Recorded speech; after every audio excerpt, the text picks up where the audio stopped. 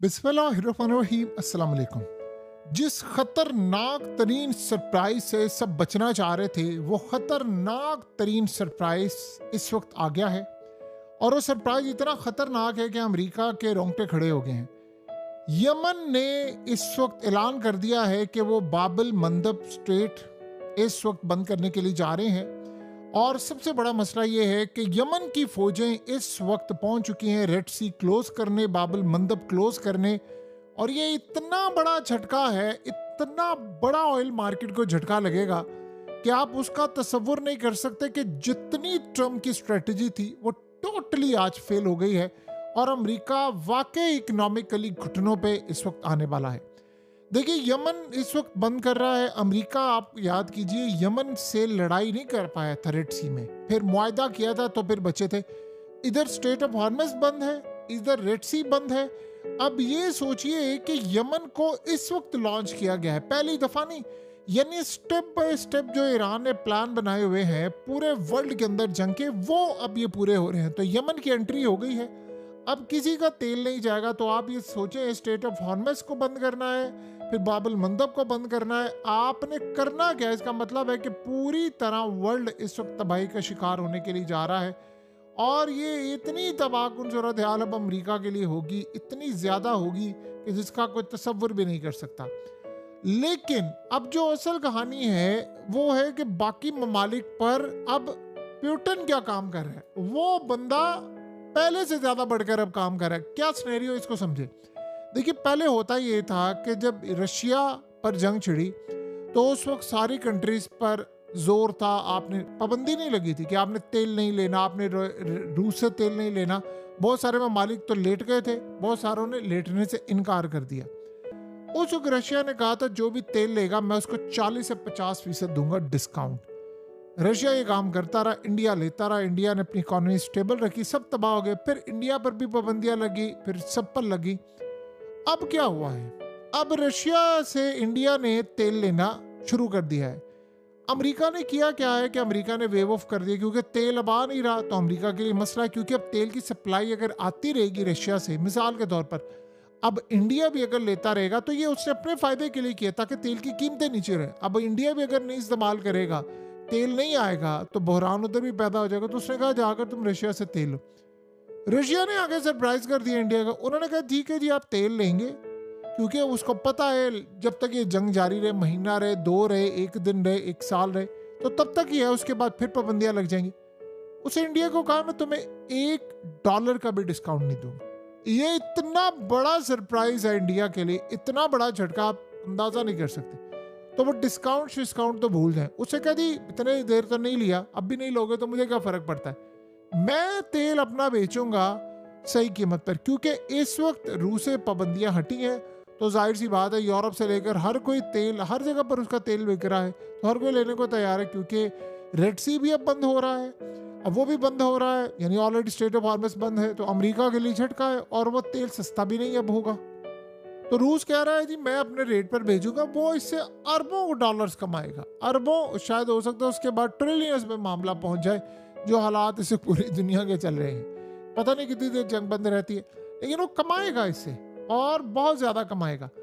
अब मसला क्या हुआ है? अब ट्रम्प के हाथ से निकल गई है गेम। ट्रम्प को अब इन्फॉर्म किया गया है, जो मिलिट्री साइड है वो ट्रम्प को कह रही है आप एक काम करें, आप कौम से कर दें हंगामी खिताब, और इस हंगामी खिताब में आप ये ऐलान करें हमने ईरान की जो नेवी है उसको तबाह कर दिया है, हमने ईरान में सुप्रीम लीडर को मार दिया है, हमने इनको सबक सिखा दिया है।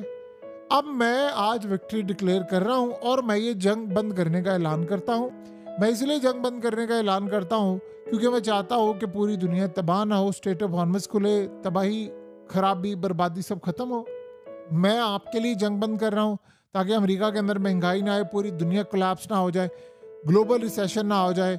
और मैं क्रेडिट लेना ये चाह रहा हूँ कि इस सिलसिले में खुराक का बहरान पैदा हो जाएगा, करोड़ों लोग मारे जाएंगे, शायद अरबों मारे जाएं, और ये जंग हो सकता है एटमी जंग में चली जाए। और वो शायद दुनिया को ये भी कह दे कि जी मैं अब ये इसलिए कर रहा हूँ कि उस पर कोई बहुत बड़ा हमला हो सकता है। अब वो अगर ये काम करेगा कि इजराइल का कहेगा कि वो एटमी हमला कर रहा है, तो फिर वो ये भी एडमिट कर रहा है ना कि इजराइल के पास एटमी हथियार है, तो बंदी लगी। लेकिन वो बार बार लिखेगा कि बहुत बड़ी तबाही होने वाली थी जिससे मैंने दुनिया को बचा लिया। शायद वो ये कह दे मदर ऑफ ऑल बम मारने वाला था तो मैंने बचा लिया। इस तरह करके विक्ट्री स्पीच करके तो इस जंग को बंद करें। ये ट्रम्प को इस वक्त पैगाम दिया गया है कि ये बहुत अच्छा फैसला है कि आप ये काम करें और सांस लेने दें ग्लोबल मार्केट को, एनर्जी मार्केट को भी, स्टॉक मार्केट को भी और पूरे वर्ल्ड को।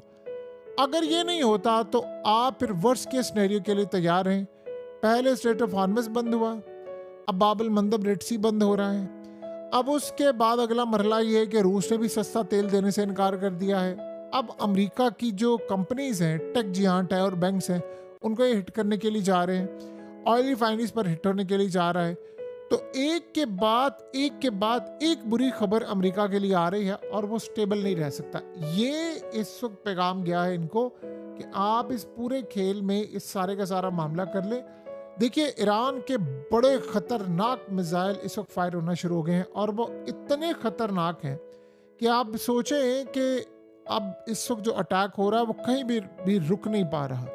और सबसे परेशान कुन सूरत हाल जो पैदा हुई है इजराइल के लिए कि उनके पास जो डिफेंस सिस्टम एक तो वो काम नहीं कर रहा, और उनके पास जो इंटरसेप्टर्स हैं, जो मिसाइल रोकने के लिए मिसाइल है, ये चीज़ें वो ख़त्म होती जा रही है। उसमें उन्होंने कसूर करार दिया है कि मेनली ईरान के जो खास तौर पर क्लस्टर मिसाइल्स हैं, ये बड़ा तबाहकुन है। एक मिसाइल में से आगे 80-100 मिसाइल निकलते हैं, ये बड़े खतरनाक हैं। और यमन, देखिए यमन का जहाँ तक मामला है, ये लोग पहले से खामोश थे।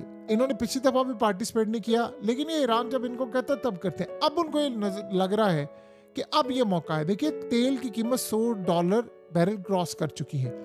अमेरिका की इकोनॉमी हर्ट होना शुरू हो गई है। अमेरिका में जॉब्स जाना शुरू हो गए, अनएम्प्लॉयमेंट क्लेम ज्यादा होगा, अमेरिकी डॉलर तबाही की तरफ जा रहा है। व्हाट नेक्स्ट, क्या होगा, फिर क्या होगा? अमेरिका को यहाँ पर क्या करना है? अमेरिका के लिए एक ही सूरत हाल है, बहुत बेहतर, और वो ये है कि जल्द अज जल्द तेल की कीमतें वो ऊपर लेकर जाएगा तो अमेरिका के लिए बड़ी तबाही और पूरे वर्ल्ड के लिए तबाही और यूरोप के लिए भी है।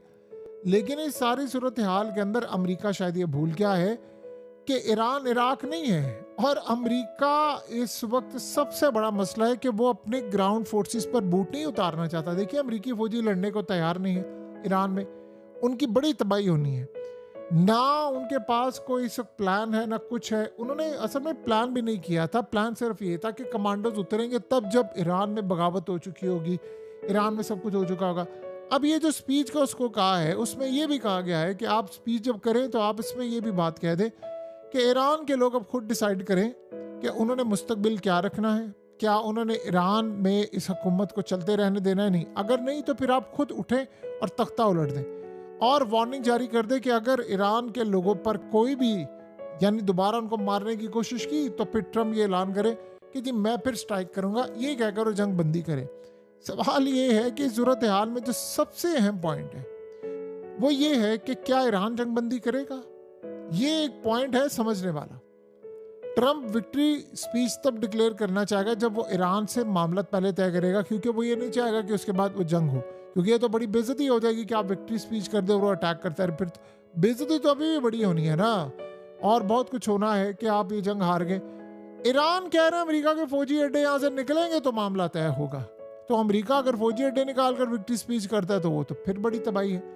तो अब अगला मरहला क्या है? अगला मरहला ये है कि अमेरिका परेशान है और ये बात समझ नहीं आ पा रही कि मार्केट्स अब इस वक्त क्लोज हैं, हफ्ता इतवार को क्लोज होती है। जैसे ही मार्केट ओपन होंगी उसी वक्त तेल की कीमतें आउट ऑफ कंट्रोल होने वाली है। और ये अब तक का सबसे बड़ा सरप्राइज इन्होंने दिया है कि उन्होंने अब ऐलान किया है। तो अब अमेरिका ये मैनेज नहीं कर सकता। देखिए, ये बात बड़ी तय है, अमेरिका के हाथ से इस वक्त सारी की सारी जो स्ट्रेटजी थी वो इस वक्त फेल हो चुकी हुई है। तो ये बात अमेरिका अच्छी तरह समझता है कि हमारे पास क्या है, क्या मामला है। और ये बात आप अच्छी तरह समझ ले, अमेरिका इस पूरे खेल में बहुत तबाहकुन सूरत हाल का सामना करने जा रहा है। और हमने कभी भी आज से पहले ऐसा मामला नहीं देखा कि जहां पर इस लेवल की तबाही हो। तो बहरहाल अभी सूरत हाल को देखते हैं आने वाले वक्त में क्या होता है। अमेरिका बहरहाल इस खेल में तबाह होने के लिए जा रहा है और यही वो वजह है कि अमेरिका को ये बात अंदाजा है कि अब वो ईरान से लड़ाई नहीं कर सकते, अब उनको अपने आप को बचाना है। और ये ना हो कि उस बचाने के चक्कर में वो कहे ठीक है तो लंबी जंग करेंगे, और लंबी जंग में अमेरिका के अंदर बगावत का खतरा है, सिविल वॉर, खाना जंगी, लड़ाई झगड़े, अवाम सड़कों पर, काफ़ी ज़्यादा मसाइल, ये बहुत सारे ऐसे इश्यूज हैं जो असल में अमेरिका को ले डूबेंगे और ले डूब रहे हैं। सो बहरहाल अब सूरत हाल देखना ये है कि अमेरिका के पास अक्ल नाम की कोई चीज़ है, वैसे तो है नहीं, और होती तो आज ये हाल तो ना होता। इनको इतना ही नहीं पता कि ईरान किस लेवल पर इनकी ठुकाई कर सकता है। दुनिया में सिर्फ ये रिजीम चेंज कर सकते हैं, इस्टेब्लिशमेंट खरीद सकते हैं, लेकिन इस तरह की इनके पास अक्ल नहीं है कि इनकी इंटेलिजेंस एजेंसियां ये कुछ बताती भी रहें।